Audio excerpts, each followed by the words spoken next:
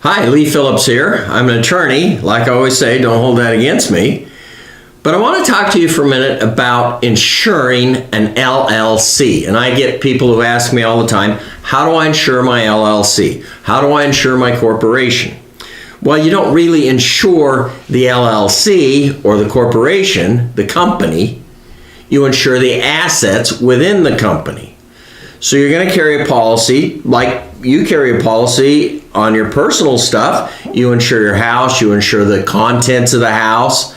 You may be renting and you have a rental homeowner's policy that covers the assets that you have within your home. You're going to buy an insurance policy that covers the assets that are within the company. That would be, if you're in the office, it'd be the desks and the file cabinets and computers and all of that sort of stuff. Now, you might be actually insuring a couple of assets that you wouldn't think of as assets in your house.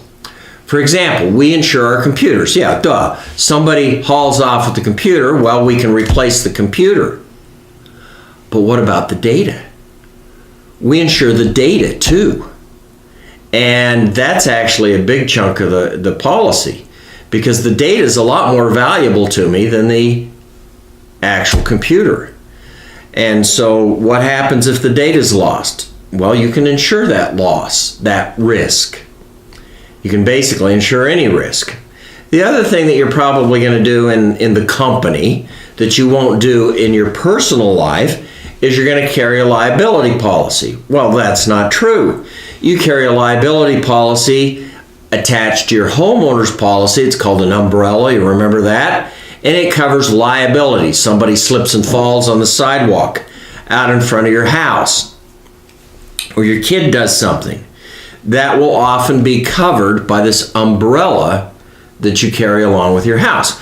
Well, you're going to buy a liability policy for the company.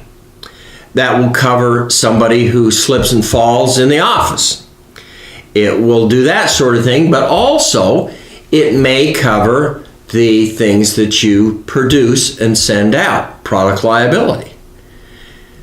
You make a widget, the widget hurts somebody, you get sued. Your first line of defense is the insurance policy, the liability policy.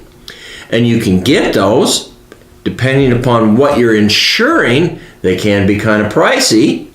For example, a doctor insures his medical practice, his malpractice. A lawyer insures his malpractice. Accountants, lots of people insure their malpractice, their own acts. The company that makes the widget sends it out into the commerce. They insure against the widget hurting somebody. So depending upon what your company does, you can insure to make sure that if something comes back, misfires, comes back on you, then you're covered. And you got to realize that I talk about asset protection, but insurance is your first line of asset protection. Always. Insure the key men, key women in your company. They call it key man insurance, but it covers women too. If you lose your CEO or your I call him the gyroscope of the company, the guy who keeps it in balance, thinks it up, makes it work. If you lose that guy, the company's in deep trouble. And it's going to be very hard to replace that guy. In fact, you may not be able to replace that guy. That's usually you.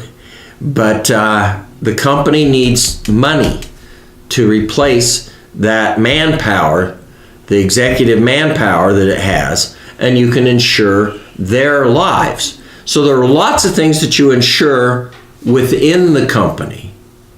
The products, the activities, and the physical stuff that the company owns. But you don't insure an LLC. You don't insure a corporation as such. It's not it is your asset. I understand that. But it isn't an asset that you insure in the respect that you insure your car or your computer or your file cabinet or desk or whatever it is. This is Lee Phillips, kind of explaining insurance with a LLC or a corporation. And when people come to me and say, how do I insure my LLC?